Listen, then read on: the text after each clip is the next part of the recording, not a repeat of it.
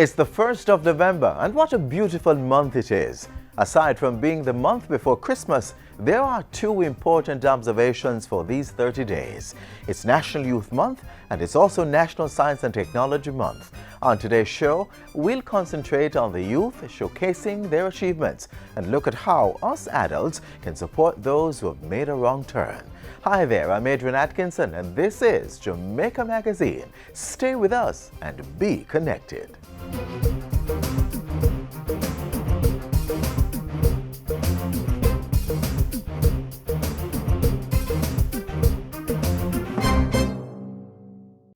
Strong families are important to the development of our society, and the National Family Planning Board wants you to be healthy and achieve your goals. Make the right reproductive health choices. Help eradicate poverty, improve maternal health, and reduce child death by avoiding unintended pregnancies. Waiting until you're financially, physically, and emotionally mature to become a mother. And protecting against diseases such as HIV and AIDS. Exercise your right to plan stable families for the future, being mindful that children need nurturing environments for proper growth and development. Consider your health, the timing, spacing, and number of children as you plan. Be empowered.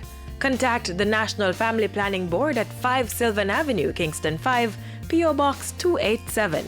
Telephone 968-1627 or visit them online at www.jnfpb.com. Teen pregnancy is a major concern for any society. Having children creates a whole set of challenges, not just for the affected teen and her family, but for the nation as a whole.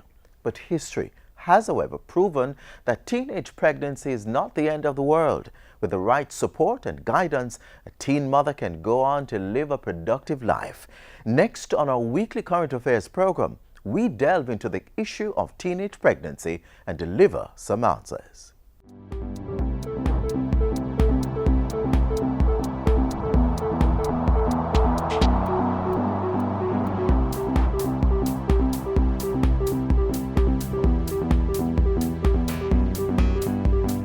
Thanks for joining us for another edition of Issues and Answers. I'm Ian Boyne. We return to the important issue of teenage pregnancy and the issues associated with that. We have with us again the Executive Director of the Women's Center of Jamaica Foundation, Dr. Zoe Simpson. We thank you for your company.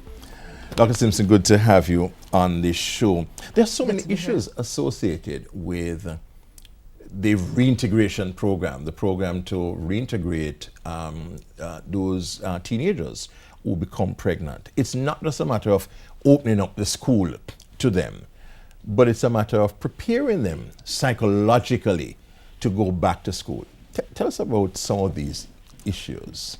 The reintegration is, the girls must be reintegrated into the formal school system after the birth of their babies.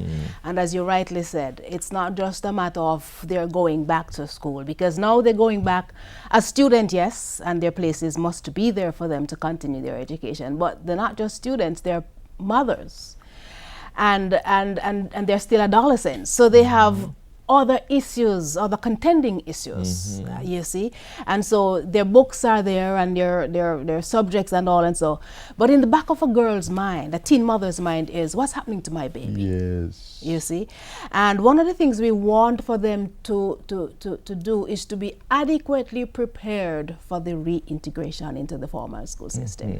So the girls who come to the Women's Center, that last term, before she goes back, we walk them through a program that sufficiently prepares them to go back to school. How to take care of yourself as a mother, how to take care of the breast, you know, that is, you're still producing milk, even how to, that's your private business, how to express the milk even while you're at school in a private space, kind of, if you can find one, mind you, and that kind of a thing. How to manage your time, how to manage your limited resources, how to keep focus, how to take care of the baby, how to know that I can entrust the care of my baby to somebody who is not going to be abusive, kind of a thing, and so on. How to study, my study patterns, my study habits, how to wake up at 4 4 o'clock and maybe do my porridge and pack my book bag and the baby's bag and that kind of how to juggle. Yes, and you see, these are women. They are young girls, but they are women, and there's just something inside us as women that makes us tenacious and equips us to do it. And that's one of the things we say to the girls. It's going to be hard because you're going to have to study. You have to pass your exams like anybody else. There are no excuses, mind you. You have to focus on your baby, but you can do it. So it has to be intense preparation. And one of the things we find is that the girls who do not therefore come to the program of intervention to receive that extent of preparation, they are at risk of dropping out a second time. No, you don't want that to happen at all. The aim is for the girl, the adolescent mother, yes, she has a child, but she can still go back to school and complete her secondary education and put on her gown and move over her tassel like anybody else and become anything she wants to be. But she must complete that secondary education. So yes, she's reintegrated. There are some impediments that we have to help her to prepare to face. Some hurdles that you're going to have to cross, my dear, but you can do it. Lots of other girls would have gone ahead of you. They would have done it. You can do it too. So we encourage the schools to be mindful of the fact that, yes, this young mother will have some issues that the other youngsters, the other girls may not have.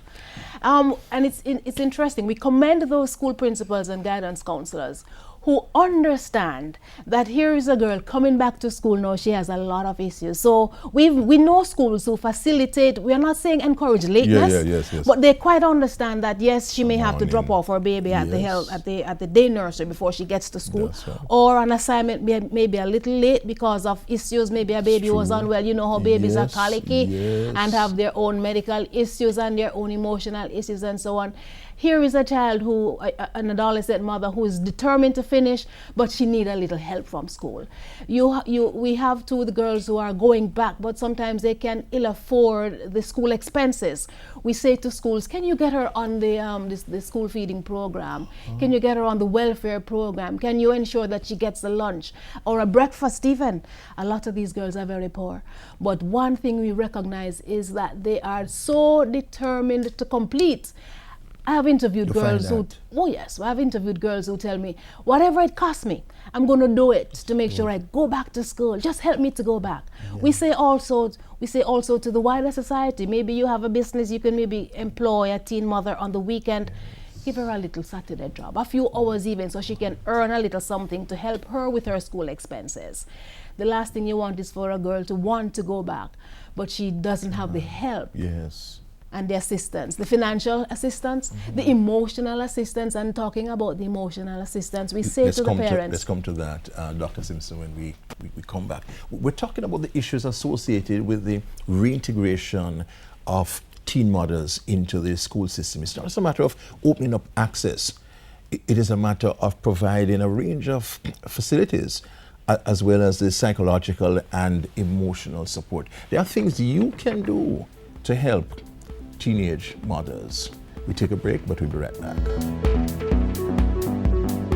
Hello everyone, you're watching Issues and Answers with Ian Boyne, the program where you get all your information about current affairs and government programs and policies.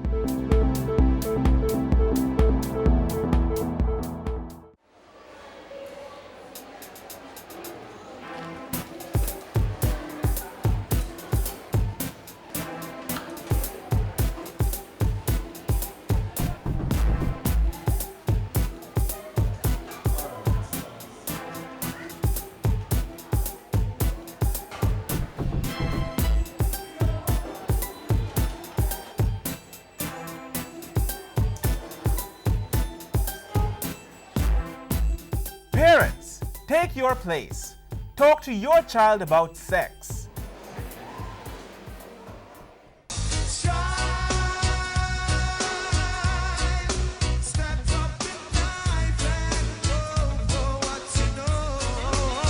Me at 15, me not run down no baby daddy, me a stay in a school, be married, get my education, so young girls, if you no mess up, get up, brush off, and remember, nourish.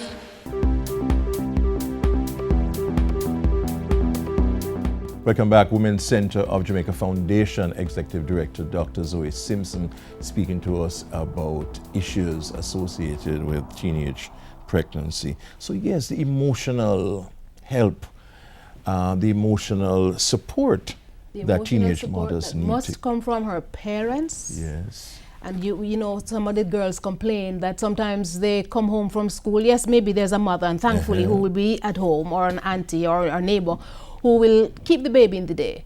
But as she walks through the gate, yes, take your pick near your... true. And we're not saying that the girls must be irresponsible. I know. They need to learn responsibility, but they need a little help. That's true. Just help them, no? Take the baby so that she can complete a project. Take the baby that is screaming away so she can sleep. You know, we've seen girls going back to school and falling asleep. And it is difficult. They're up all night. Up all night minding a colicky baby kind of a thing and so on. A baby who, you know, some of these babies are, shall I say, stubborn and won't sleep at night and so on. You know, they have their own schedules, mind you.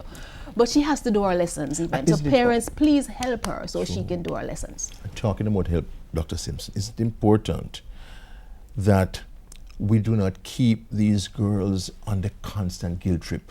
That's right. You see, oh, because you did so and so, you did talk to you, and you never hear. If you did hear, no, you wouldn't have that, and you show your problem upon me. Emotional abuse is what it is. Emotional abuse. And it doesn't help the process, mind you. We Christians are guilty of that. Offer a word of encouragement. Encouragement. You know, and even some of the persons who are in the communities and see, you know, you see the girls trying to make something of themselves. Yes. Man, this whole matter of dumping on them, we need to stop it as a society and recognize that this is our issue as a country on the whole. It's not just the girl. It's not just the family. It's a communal issue. And we all must now embrace it and face it square in the face and say, yeah, we messed up.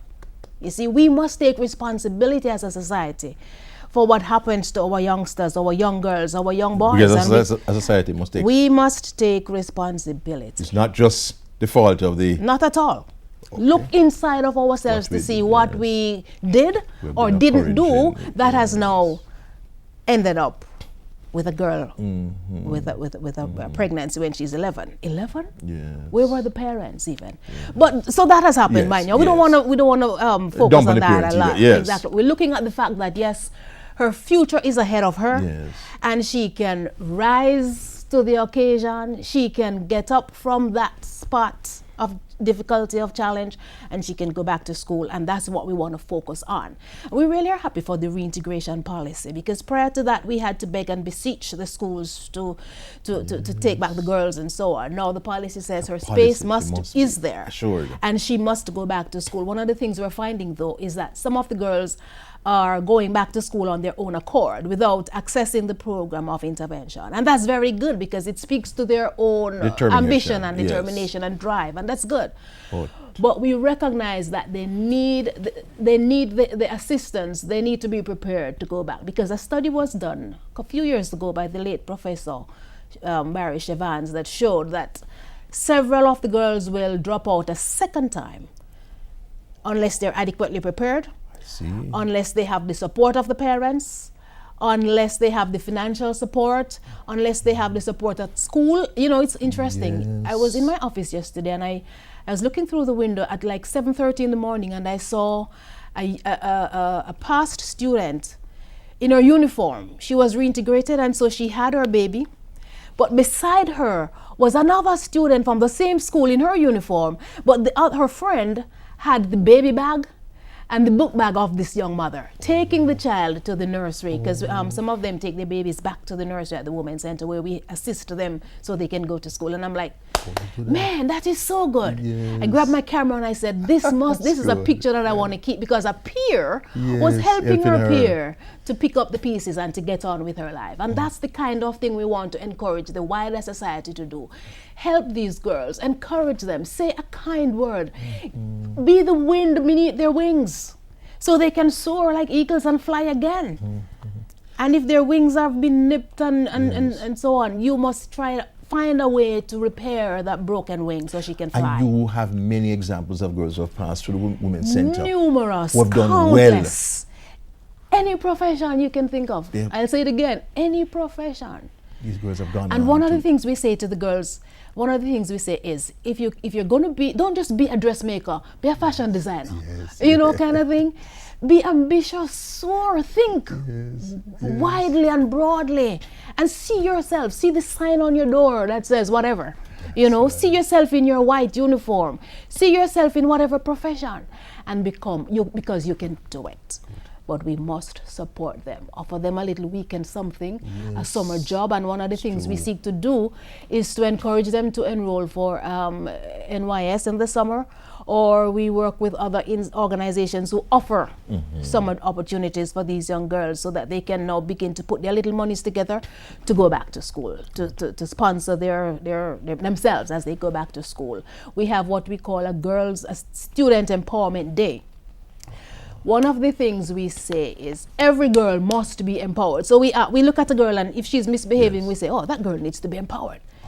Or we see another one, we say, is she empowered? She must be empowered to go on, to get out of Women's Center and to go back to school and to get on with We have to have a life. series. The effervescent and passionate Executive Director of the Women's Center of Jamaica Foundation, Dr. Zoe Simpson, telling us why we need to support our young people, our young women who become pregnant, why we need to give them another chance at success. We thank you for your company. Next week I'll be back. Until then, Ian Bourne wishing you a pleasant day.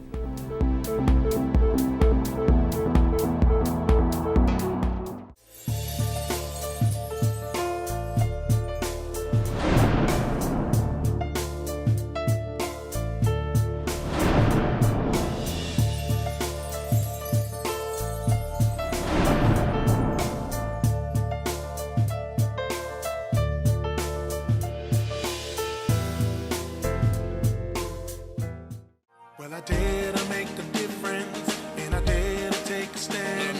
Let me dare to think of someone else who's in need of a helping hand. The Office of the Children's Advocate is very aware that we have some parents who get particularly anxious at the start of a new school year. And so we really just wanted to share with you a few tips that you can utilize to help keep your children, especially the very young ones who are going out for the first time, nice and safe from sexual abuse. Parents need to recognize that the private parts, as we call them, or the genitalia, are regular parts of the body. And so in teaching your children about the forehead and the nose and the hand, you can also teach them the names of these body parts, because that does two things. It puts them in a position to speak about these parts when something is going wrong, and it also tells them that even though they are private parts, it's not too private to talk about, particularly with a parent. Children need to know that there should be no secrets between them and their parents or guardians. Oftentimes, when persons want to abuse children, they tend to encourage them to keep a little secret. You know, this is between me and you. But from very early, parents need to establish with their children that the lines of communication are open. Mommy and daddy, or auntie and uncle, or whoever is the responsible adult in that child's life, can actually have a discussion, age appropriate of course, about anything at all that may be troubling the child. The third tip is that parents need to cultivate throughout the child's lifespan that environment whereby the child feels comfortable to speak. Conversation should not be off limit, topics should not be taboo, and you really need to get to a stage whereby you have teachable moments, we call them. So we see a lot of things reported in the newspapers, sometimes on the nightly news, and we can use some of these instances of horrible things that are happening to other children to start little discussions with our own children to give them tips as to how they can avoid or prevent, perhaps completely, any such reality happening to them. For these tips, and of course any other information that deals with children, that is anyone under 18 years, please feel free to contact the Office of the Children's Advocate. We're at 72 Harbour Street, downtown Kingston, and our numbers are 948-1134, or website www.oca.gov.jm. Well, I dare to make a difference, and I dare to take a stand. Let me dare to think of someone else who's in need of a helping hand. Believe it or not, there are several young Jamaicans who are not afraid to get their hands dirty by working in the field of agriculture. Coming up, a profile on a young miss who's poised to do great things in this field. Did you know that a goat eats 3 times more than a cow? Didn't know. Me either. Well, my name is Amanda Forbes, and today I'll be sharing some information with you about goat care and management. Now follow me.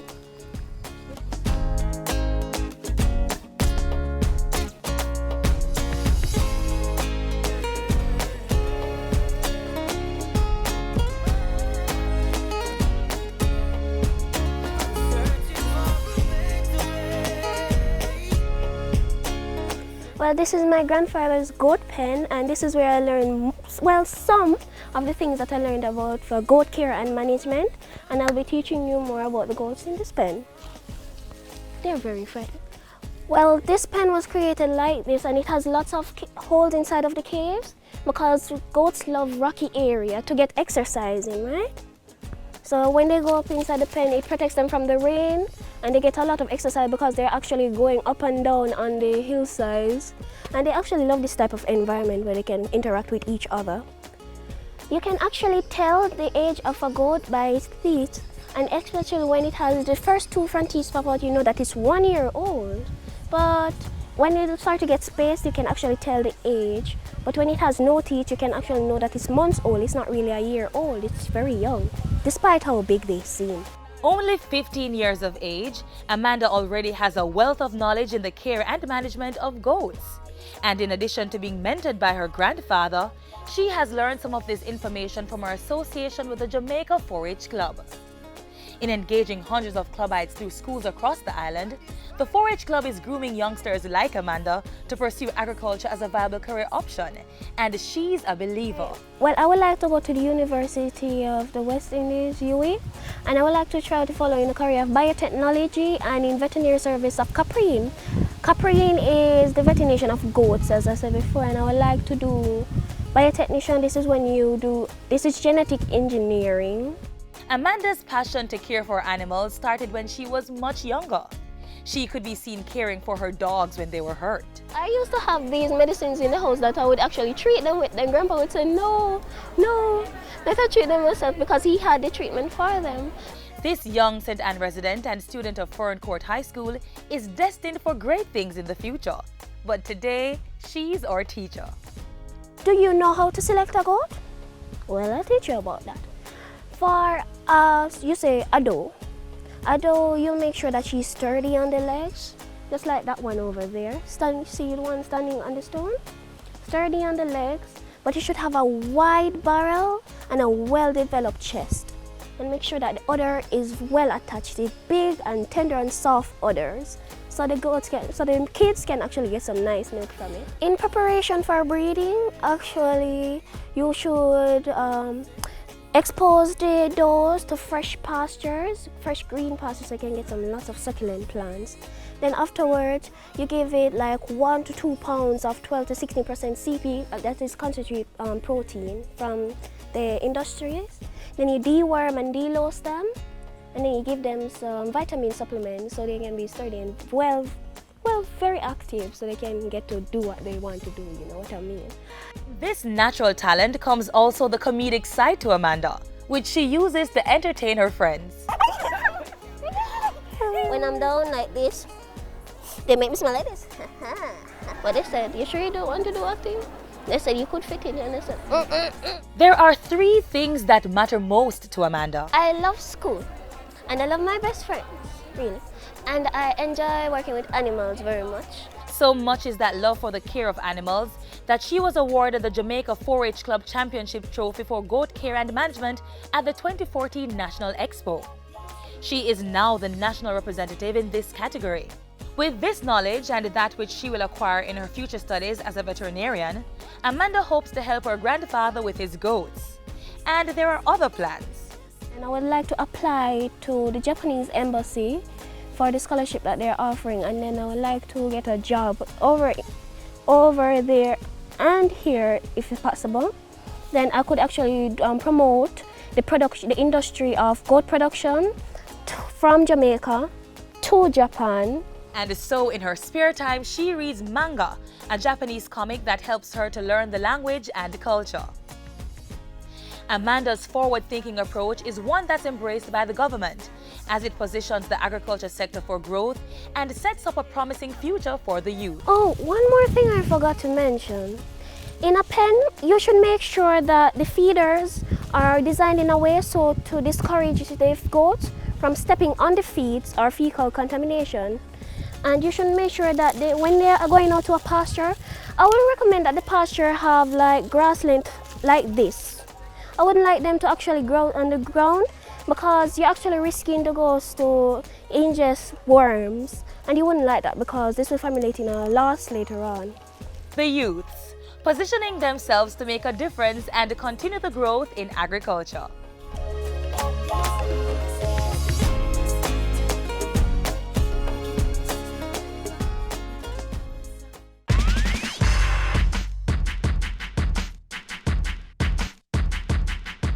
Young people, get connected and participate in the slew of activities lined up for Youth Month. This year's theme is I Am Connected. It's all about giving young people an opportunity to get involved in their own personal development. Activities during the month include a UNESCO Youth Mobile Workshop from November 6 to 7, Ministry of Youth and Culture School Tour on November 18, and Reconnect personal development sessions at Youth Information Centers island-wide, also on November 18. A Child Research Conference will also be held from November 4 to 6 at the Jamaica Conference Center. On November 23, there will be a World Bank Youth Breakfast, and the Youth Minister will host a luncheon on November 25. For the sports lovers, the National Youth Service will stage 6-a-side football competitions from November 13 to 14, and a Young Talent 2015 art exhibition will be mounted at the National Gallery from November 1 to 14. The month will also feature Pandikana reasonings, heritage tours, and youth in conversation sessions throughout the island. All the activities will culminate with the Wickie Music Festival in Bull Bay, St. Thomas on December 5 and 6. So, are you connected? I am connected.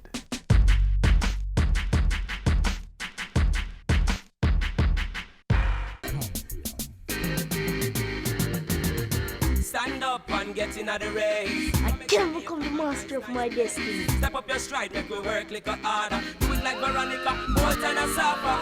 We can rise above the challenges and shine. Was with passion in your heart. Make a plan and stop all the idling. You think I saw? We reach a the aging.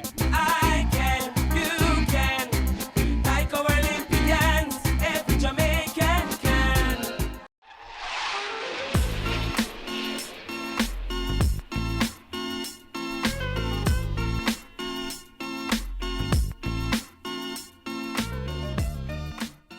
I'm Adrian Atkinson signing off for Jamaica Magazine. For more on this year's Youth Month observations, click on our webpage, jis.gov.jm.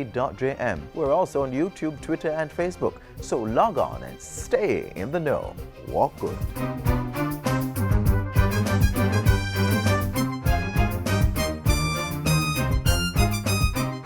This has been a production of the Jamaica Information Service, the voice of Jamaica.